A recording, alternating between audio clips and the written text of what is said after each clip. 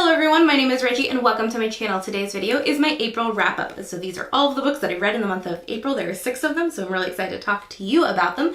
But first, if you haven't done so already, I highly recommend subscribing to my channel and hitting that bell notification. I normally post videos every single week on this channel. Before we get into the wrap-up, I do want to address that real quick. If you look at my channel, you'll notice I haven't posted every week for the last 4 weeks. My last video on this channel is actually my wrap-up and TBR from last month, so that's not great. Basically what happened is I went to the hospital last month and have had countless doctor's appointments since then. I'm fine, you don't have to worry about it, but it's taken a lot of time and energy and resources from me, and I just didn't have the heart to film, I didn't have the energy to film, and now we're done with that.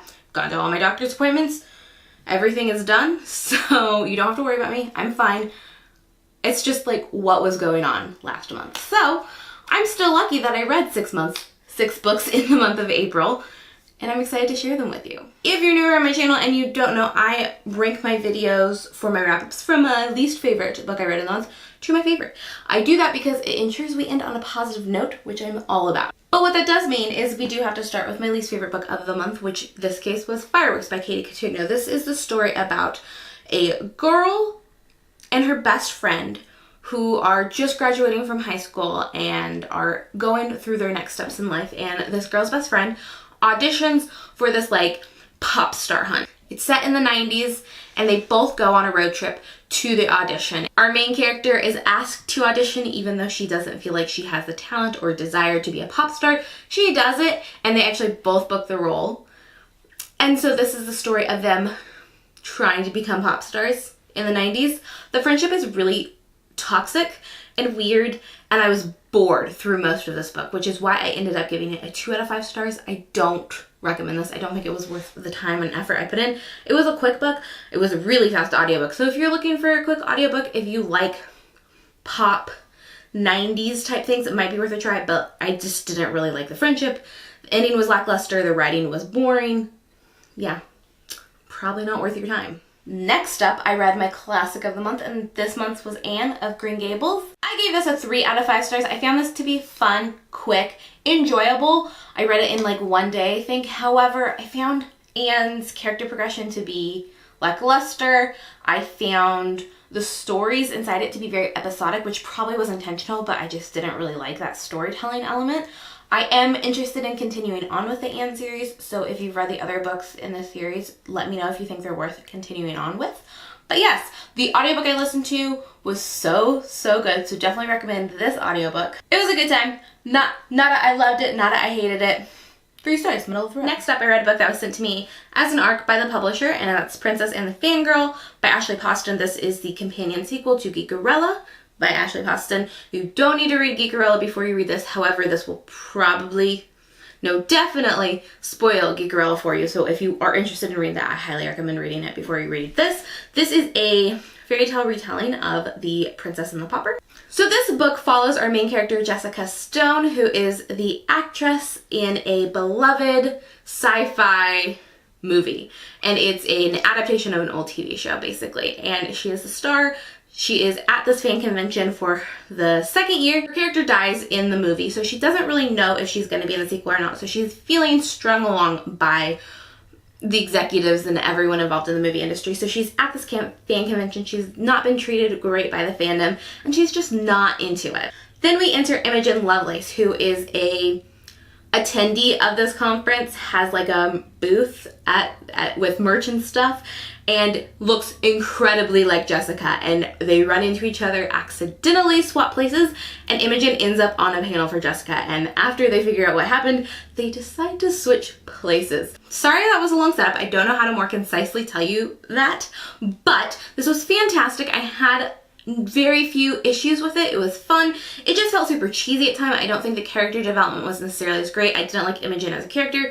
However, this does have a female-female romance. This does have some fantastic discussions of fandom. However, I think the fandom conversations in books like this often get cheesy.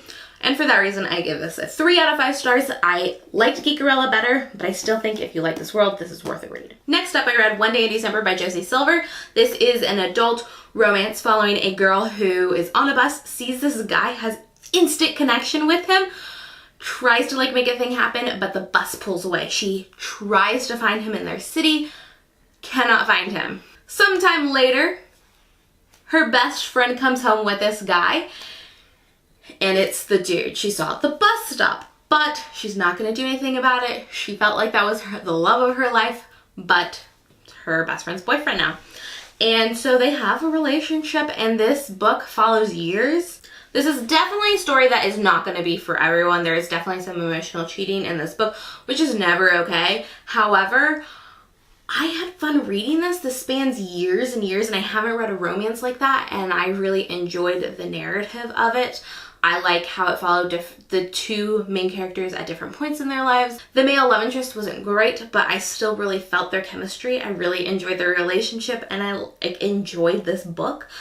I don't necessarily feel like I should have enjoyed this romance, so I'm not going to recommend this book to everyone. However, like I said, had a fun time reading it. I gave it a 3.5 stars. Next up, I read In an Absent Dream by Shauna Maguire. This is the 4th book in the Wayward Children series. So if you don't know, this is a short story, like novella series, I would call it, and this is the 4th book in it.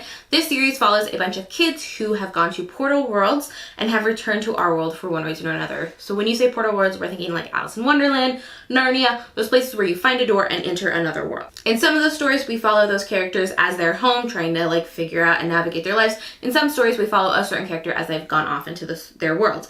This book is following one of those characters as they go off into their world, and this was a girl going into the goblin market, and I loved this book. So I have not like loved any of the books in the series, clearly enough to keep reading them. I think they're all like 3, 4 stars, but none of them are my all-time favorites. This, loved it. I gave this a very, very strong 4 stars. It's pushing 4.5. I really, really love this. I think the main character is super relatable and fun.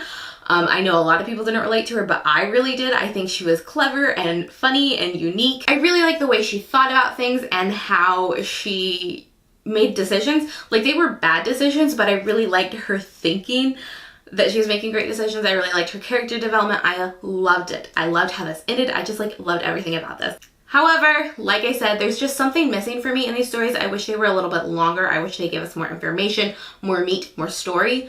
And I think if they were fleshed out a little bit more, I would enjoy all of these immensely more. And that was the case with this one. I felt like certain things were missing, specifically like tons of things that happen, years of time would be missing, and that just felt awkward. But anyways, I still love this. I think this was my favorite in the series so far, and I gave this a, like I said, strong 4 out of 5 stars. Last up, we have my favorite book I read this month, and it is An Absolutely Remarkable Thing by Hank Green. I am so excited that I enjoyed this book. I really like Hank. I really like the Vlogbrothers. I really wanted to support him, which is why I bought this book.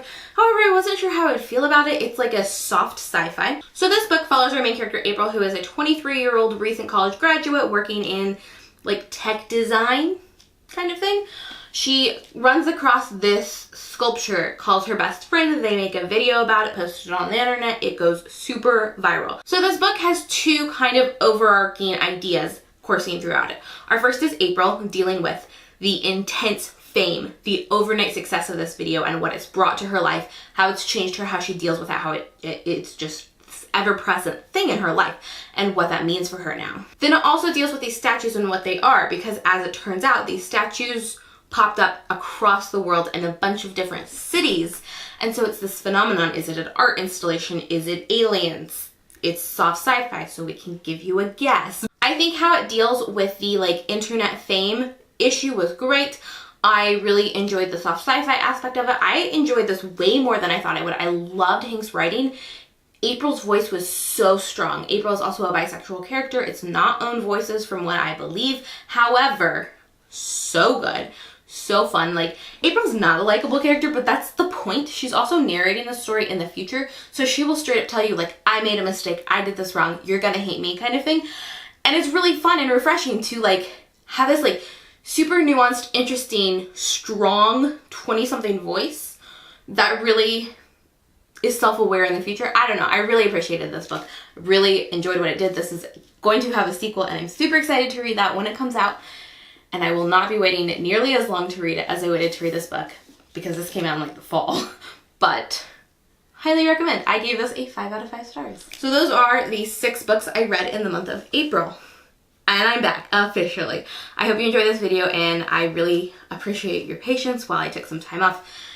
And I'm so excited to be back filming videos for y'all. And I'm hoping you're excited to have me back. So if you are, comment down below, just an emoji. Let me know you watched to the end. That's all for today's video. I'll see you in my next one. Bye.